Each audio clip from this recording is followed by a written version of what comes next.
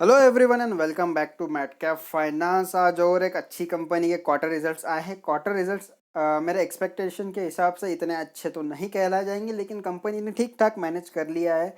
कह सकते हो कोविड के बाद कंपनी ने अच्छा खासा मैनेज कर लिया है। अब आप सोच रहे होंगे मैं किस कंपनी की बात कर रहा हूँ। मैं बात कर रहा हूँ JSW स्टील की। ओके, तो इसके क्वार्टर रिजल्ट्स आज ही आए हैं भाई, फ्रेश रिजल्ट्स है। सीधा चलते रिजल्ट्स के ऊपर ज़्यादा टाइम का वेस्ट मैं नहीं करूँगा। सारी वैल्यूज़ जो है भाई करोड़ में है। ओके, तो इस चीज़ का ज़रूर ध्यान रखना, सारी वैल्यूज़ करोड़ में है यहाँ पे। बात करता हूँ सीधा सीधा भाई, हम ज़्यादा टाइम वेस्ट नहीं करेंगे, सीधा मेन मेन पॉइंट्स देख लेंगे यहाँ पे। तो भाई यहाँ पे टोटल इनकम कितनी है? टोटल इनकम ऑलमोस्ट 16,948 की है यहाँ पे। ओके, 16,948 करोड़ की। अगर आप इसको लास्ट क्वार्टर से कंपेयर करते हो जो कि थी 10,447, तो ये ऑलमोस्ट कह सकते हो आप 55 to 60% यहाँ पे बढ़ी है। ओके, 55 to 60% यहाँ पे टोटल इनकम बढ़ी है, लास्ट क्वार्टर से कंपेयर कर रहा हूँ मैं। ओके, अगर आप इसको देखते हो पिछले साल से, ओके, यानी कि ईयर ऑन ईयर, यानी कि लास्ट सितंबर से दिस सितंबर, तो ये ऑलमोस्ट 15,708 से 16,948, तो क्लोज टू 10% यहाँ पे जो है इसकी टोटल इनकम बढ़ी है। अच्छी बात है ये। ओके, क्वार्टरली भी गेन हुआ है और ईयरली भी गेन हुआ है टोटल इनकम में। अब मैं यहाँ पे सीधा चलता हूँ भाई, सीधा सीधा नेट प्रॉफिट के लिए। तो नेट प्रॉफिट यहाँ पे कितना आया है? नेट प्रॉफिट यहाँ पे चल रहा था, अब अगर आप देख सकते हो लास्ट क्वार्टर में माइनस में था। ओके, ब्रैकेट है यानी कि माइनस में होता है। माइनस में कितना था? -146 करोड़ इसका क्वार्टर वन का जो है यहाँ पे लॉस था। अब इसको प्रॉफिटेबिलिटी में इन्होंने कन्वर्ट तो कर लिया है। ओके, तो इसका जो प्रॉफिटेबिलिटी कितना है? 1,692। ओके, 92, 1,692 यहाँ पे करोड़ का नेट प्रॉफिट है यहाँ पे। बट इसको आप अगर लास्ट ईयर से कंपेयर करते हो, ओके, तो लास्ट ईयर का कितना था? 2,970, क्लोज टू 3,000 था। अब अगर इसको देखोगे तो ये इसका ऑलमोस्ट 40% रहेगा। दोनों में डिफरेंस देखोगे तो 40% का यहाँ पे नेट प्रॉफिट में फॉल देखने को मिला है। अब 40% नेट प्रॉफिट में फॉल दिखना अच्छी बात तो नहीं है। अब मैं क्यों कह रहा था कि एज ऑन एक्सपेक्टेशन नहीं है ये, यही उसके पीछे मेन रीज़न है। मेन रीज़न यही है कि भाई लास्ट ईयर में जो कंपनी है उसने ऑलमोस्ट 2,917 करोड़ का नेट प्रॉफिट कमाया था। अगर आप इसका सेम दिस क्वार्टर में देखते हो, अगर लास्ट ईयर के क्वार्टर टू से इस ईयर के क्वार्टर टू में, तो ऑलमोस्ट 1,692, ये 40% का फॉल यहाँ पे क्यों आया? अगर आप यहाँ पे कोविड सिचुएशन की बात करते हो तो भाई कोविड सिचुएशन तो कब का चला जा चुका है, कंपनी फिर से लाइन पे आ चुकी है। बट फिर भी this company fails to give a positive result as compare to last year. क्यों? अगर आप इसको लास्ट ईयर से कंपेयर करो तो बहुत अच्छा खासा फॉल है यार यहाँ पे। भले ही कवर कर लिया कंपनी ने, बट फॉल फिर भी है और बहुत बड़ा है। 40% जितना फॉल एक्सेप्टेबल नहीं होता है। कितना फॉल एक्सेप्टेबल होता है भाई? 10% तक होता था, 10%, 12%, तो ठीक है, समझ में आता था, फेयर इनफ है ये चीज़। बट इससे ज़्यादा fall is not good for the company. बात करते हैं यहाँ पे सीधा सीधा बेसिक ईपीएस की। ईपीएस कितना चल रहा है? तो भाई यहाँ पे नेट प्रॉफिट में डिफरेंसेस आए हैं, तो सीधा सीधा यहाँ पे ईपीएस में भी डिफरेंसेस आए ही होंगे। उसके पीछे रीज़न भी वही है। अब अगर देखोगे इसको लास्ट क्वार्टर का, तो ईपीएस माइनस में ही था क्योंकि नेट प्रॉफिट भी माइनस में था। अब बात करें लास्ट ईयर के क्वार्टर टू की, तो ऑलमोस्ट यहाँ पे 12.14 का अर्निंग पर शेयर चल रहा था, जो कि अभी सीधा 7.04 है। अब आप खुद ही देख सकते हो। अब जिनको इतना बड़ा नंबर देखने में तकलीफ होता है, सीधा देख लो, ईपीएस में ही डिफरेंस समझ में आता है। ऑलमोस्ट 5 रुपीज़ पर शेयर का यहाँ पे डिफरेंस देखने को मिला है ईपीएस में। अब 5% से भी आप, अगर 5 रुपीज़ से भी आप देखते हो, तो ऑलमोस्ट 40% का ही ड्रॉप यहाँ पे देखने को मिला है।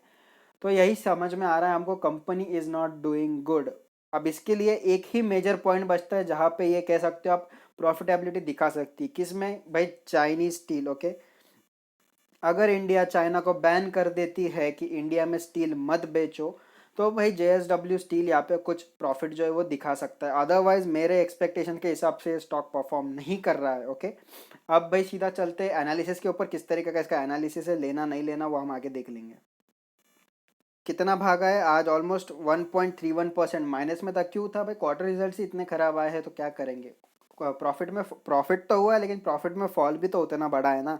ऑलमोस्ट आधा ही समझ लो यार, उसको आधा ही नेट प्रॉफिट हो चुका है इनका। मार्केट कैप की बात करो तो 77,653,000 करोड़ का इसका जो मार्केट कैप चल रहा है अभी। पेटा की बात करो तो 1.30, इतना ज़्यादा वॉलेटाइल नहीं कहा जाएगा। इंडस्ट्री पी की बात करें तो 9.88।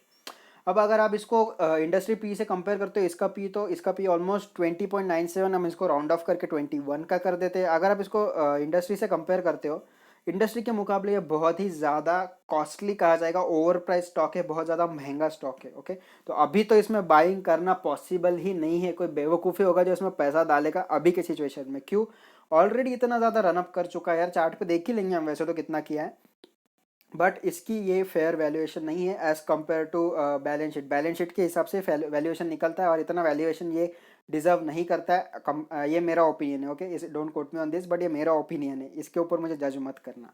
डिलीवरी परसेंटेज की बात करो तो 21 का इतना ज़्यादा नहीं है।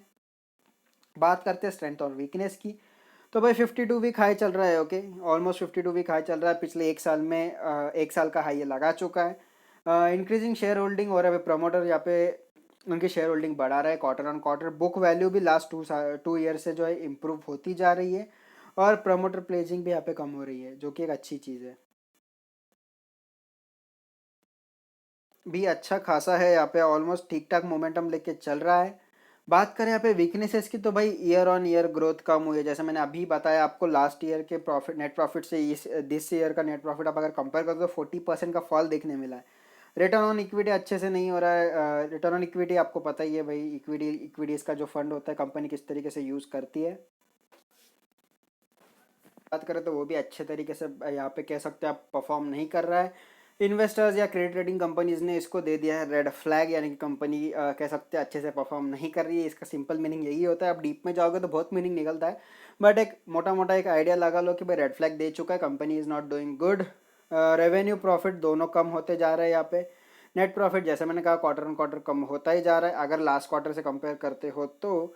यहाँ पे ईयर ऑन ईयर भी यहाँ पे नेट प्रॉफिट जो है कम होता जा रहा है। नेट प्रॉफिट टीटीएम में भी कम हो रहा है। ऑल ओवर एक चीज़ ये समझ लो, इसका एक मोटा मोटा सार बता दूँ आपको, तो company is not making profit. Profit यहाँ पे कम होता जा रहा है कंपनी का, यही इसका एक मेन कह सकते हो। यहाँ पे एक नेट प्रॉफिट से रिलेटेड आपको बहुत सारे यही चीज़ के वर्ड मिलेंगे, डिक्लाइनिंग नेट प्रॉफिट, कह सकते हो कि नॉट ग्रोइंग वगैरह वगैरह वगैरह, बहुत सारी चीज़ें।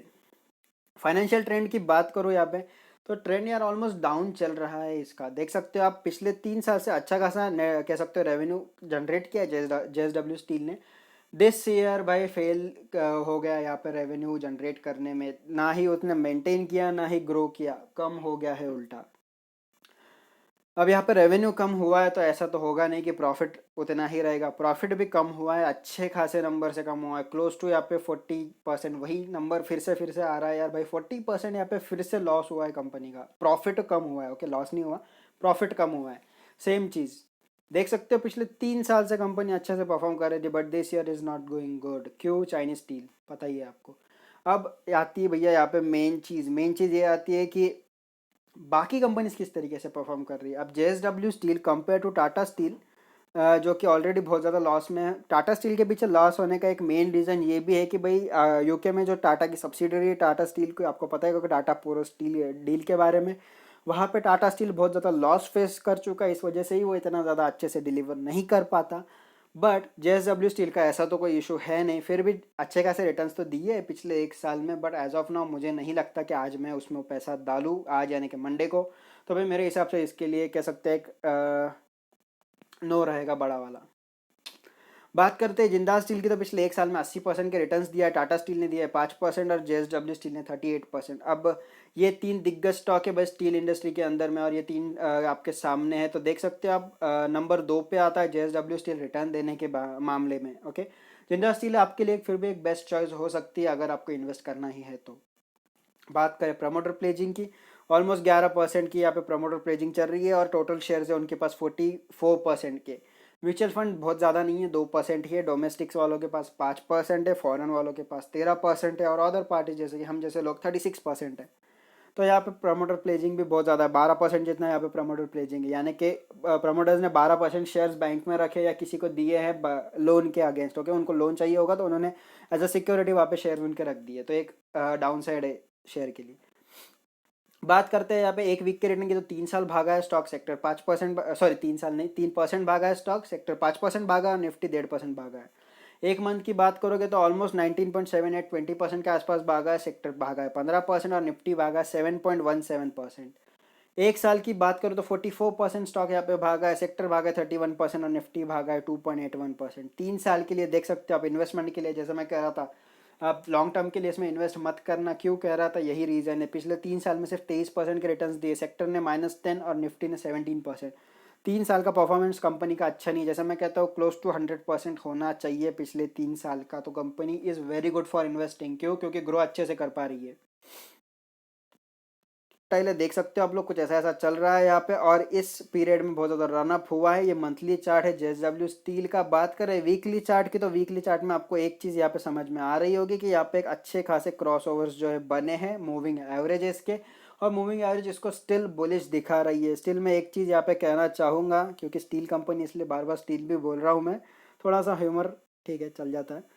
ये एक मेजर रेजिस्टेंस है इसके लिए, अगर इस रेजिस्टेंस को तोड़ता है तो ही ऊपर जाएगा, और एज ऑफ नाउ मुझे नहीं लगता कि ये 350 का जो उसका रेजिस्टेंस है ऑलमोस्ट 350 के आसपास इसको ये तोड़ेगा। 350 के ऊपर जाता है तो आप इसको बाइंग कंसिडर कर सकते हो, ये आपके ऊपर डिपेंड करता है। 400 का टारगेट रख के चल सकते हो। बात करते हैं डेली चार्ट की, तो डेली चार्ट यहाँ पे एज यूजुअल बुलिश ही है, बट यहाँ पे एक चीज़ है। ये चीज़ क्या है, बुलिश तो है स्टॉक, बट यहाँ पे बना है एक बेयरिश इंगल्फिंग कैंडल। आपको पता है ये अब क्या होता है, मैं फिर से एक बार बता देता हूँ। वैसे तो आई बटन पे कैंडल स्टिक का पूरा लिंक तो मिल ही जाएगा। बात करें यहाँ पे, तो एक ग्रीन कैंडल के बाद जब उससे बड़ी वाली यहाँ पे रेड कैंडल बनती है, जो कि ग्रीन कैंडल को खा जाती है, इंगल्फ करना है यानी कि खा जाना, खाने वाली कैंडल बनती है, तो that is a bearish signal. यहाँ से स्टॉक फॉल होने के चांसेस बहुत ज़्यादा होता है। तो पहला प्रूफ हमें मिल गया कि भाई स्टॉक नीचे गिरने वाला है। वीकली में भले ही मोमेंटम पॉजिटिव है, डेली में ये दिखा रहा है कि भाई यहाँ से स्टॉक गिरने वाला है। अब सेकेंड रीजन, यहाँ पे आप देख सकते हो मूविंग एवरेज स्टिल बुलिश है, लेकिन कह सकते हो आप मूविंग एमएसीडी जो लाइन है यहाँ पे, ये सिग्नल लाइन होती है रेड वाली ब्लैक वाली एमएसीडी लाइन, ये थोड़ी सी फ्लैट होना शुरू हो गई। यहाँ पे फ्लैट होने का रीज़न क्या है, यहाँ पे स्टॉक में मोमेंटम नहीं है। स्टॉक की जो कह सकते हो आप वॉल्यूम जो है, कह सकते हो मूविंग एवरेज आपको पता ही है वॉल्यूम से ज़्यादा रिलेटेड होता है, वॉल्यूम यहाँ पे फ्लैट होना शुरू हो चुका है। अब बात करें यहाँ पे आरएसआई की, तो आरएसआई तो ऑलरेडी यहाँ पे कह सकते हो डाइवर्जेंस दे चुका है, गिरना शुरू हो गया है। डाइवर्जेंस आपको नहीं पता था भाई, स्टॉक ऊपर जाता है और आरएसआई नीचे जाता है, दैट इज अ डाइवर्जन, क्योंकि स्ट्रेंथ नहीं है और फिर भी अप ट्रेंड में चल रहा है। ओके, ये सारी चीज़ें जानना है तो आई बटन पे लिंक है, देख लेना, डिटेल में समझ में आ जाएगा। आरएसआई भी हमें यहाँ पे बेरिश सिग्नल दे रहा है, तो भाई इतने 3 मेजर सिग्नल्स है यहाँ पे हमारे लिए कि भाई यहाँ से स्टॉक गिरने वाला है। तो अभी क्या करना है भाई, इसको बाय तो करना नहीं है, एकदम सिंपल बात कह रहा हूँ। अगर आपने इसको बाय किया है, मैं थोड़ा सा इसको बैकवर्ड कर दे तो आपको समझ में आ जाएगा। आपने देखा होगा इतना बड़ा रनअप दिया है, और आपने अगर इसको बाय करके रखा है 200 के आसपास, सॉरी 200 के आसपास, 225 के आसपास, 250 के आसपास में, तो भाई आप होल्ड करने का रिस्क ले सकते हो। बट अगर आपने फ्रेश बाइंग की है कुछ इस लेवल पे, तो भाई होल्ड मत करना, हो सकता है ऐसे डाउनफॉल देखने को मिल सकता है। और जैसे कि एक यहाँ पे सपोर्ट ले रहा है 20 डेज मूविंग एवरेज का, तो इसके लिए एक मेजर सपोर्ट हो सकता है 300 का। ओके, तो 300 लेवल का इसका एक मेजर सपोर्ट हो सकता है। इसके नीचे जाएगा तो भाई गिरता ही चला जाएगा स्टॉक। तो यहाँ पे एक ही चीज़ आती कि यहाँ पे एक फ्रेश बाइंग करना ही नहीं है। जिन्होंने नीचे लिया है 200 के आसपास में, तो भाई वो होल्ड कर सकते हैं अगर उनको करना है तो। और जिन लोगों को नहीं करना है वो शॉर्ट सेलिंग के मौके ढूंढ सकते हो यहाँ पे इंट्राडे के अंदर में, या आप अगर फ्यूचर ऑप्शन में ट्रेड करते होगे तो आप ऑप्शन शॉर्ट कर सकते हो, या फिर कह सकते हो आप पुट बाय कर सकते हो। ओके, तो ये सारे ऑप्शंस मैंने आपको बता दिए कि आपको क्या करना है, बाकी डिसीजन आपके ऊपर है। वीडियो पसंद आया तो लाइक शेयर करना बिल्कुल भी मत भूलना, नए हो तो सब्सक्राइब कर दो यार, और बेल आइकन दबाने के बाद ऑल पर ज़रूर टिक कर देना, यानी टाइम टू टाइम मेरे वीडियोस का नोटिफिकेशन आपको ज़रूर मिले। तो बस आज के लिए इतना ही, thank you, bye bye and happy trading.